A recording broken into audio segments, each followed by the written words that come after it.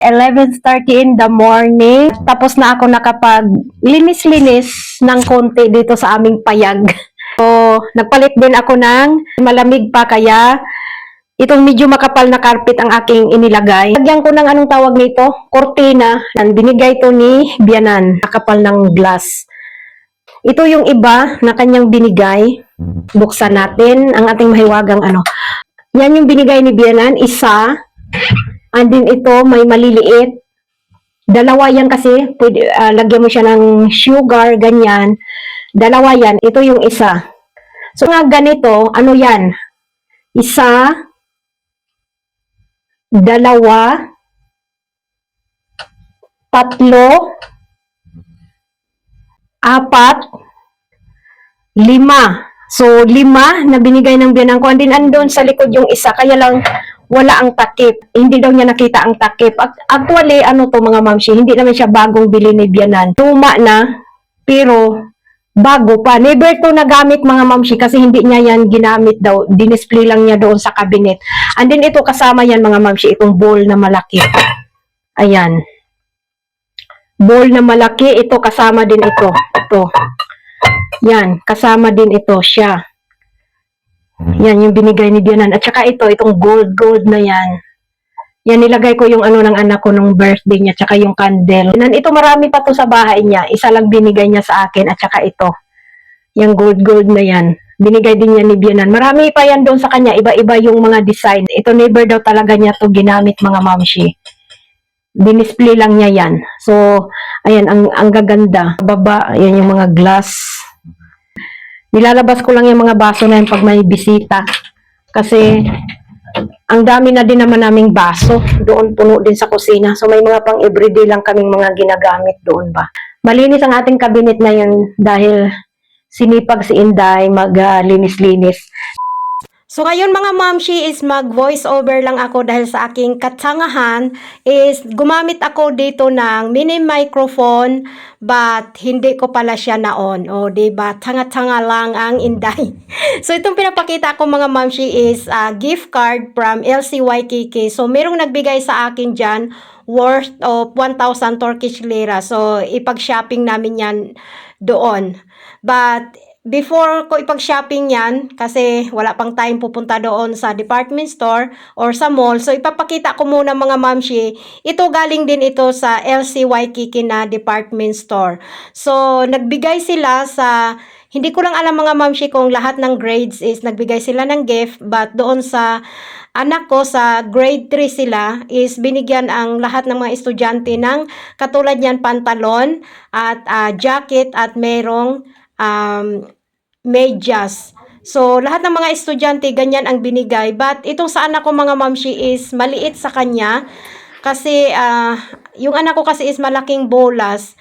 Anyway, kung medyo maliit na bolas na bata, is kasya sana yun sa kanya. Bibigay ko na lang yun sa anak ng aking friend. So, ngayon naman mga mamshi is nag-a-unbox ako nitong blessings na naman. Kasi malapit na naman ang tinatawag nila dito na Korban Bayram. So, ayan, may mga blessings na naman akong natanggap. So, merong laman yan na tea, merong macaroni, may sugar, may tinatawag sila dyan na yung nuhot, yung chickpea, tapos may yung ginagawang sabaw, and then may rice, may flour, at ano pa ang mga laman yan? Merong yung tinatawag na rachel or yung ano ba yan siya, yung parang marmalade sa atin, strawberry yata yan, parang ganon.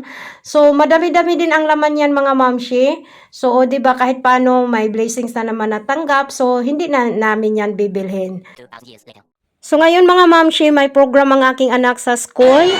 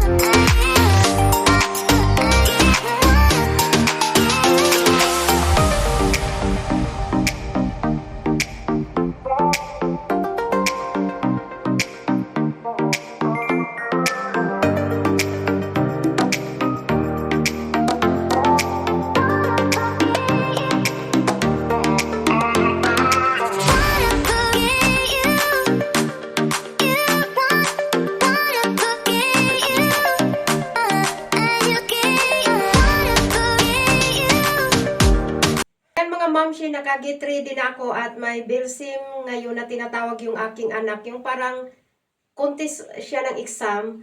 So, medyo malayo yun siya mga mamshi. Unlike nung last na nag-bilsim siya is dito lang yun. Alam ko puntahan medyo malapit-lapit lang, isang sakay lang. But ngayon is medyo malayo siya. So, ipagdadrive kami ni Dodong papunta doon. Punta si Dodong sa work, maaga pa siya umalis and then ayan, pauwi na siya. So, need namin na nakag-get ready na para pagdating niya is diretso na kami alis. Baka kasi ma-traffic kami and then, syempre, baka ma-late kami doon sa exam na yun. Kaya, need talaga na mas maaga kaming aalis. Ito na bagang aking dadalhin at ito ang aking jacket na isusuot. Maulan ngayon mga mamshi, although hindi naman super lamig talaga unlike sa yung talagang winter pa. Ngayon kasi is papasok na kami ng summer. But ang lakas ng ulan kaya medyo malamig-lamig naman ang malamig-lamig yung ating weather. So yung aking anak naka-get ready na din, nakasuot lang siya ng uniform kasi yun ang ipapasuot sa kanila. So ayan, we'll see later mga mamshi kung makapag-video tayo doon.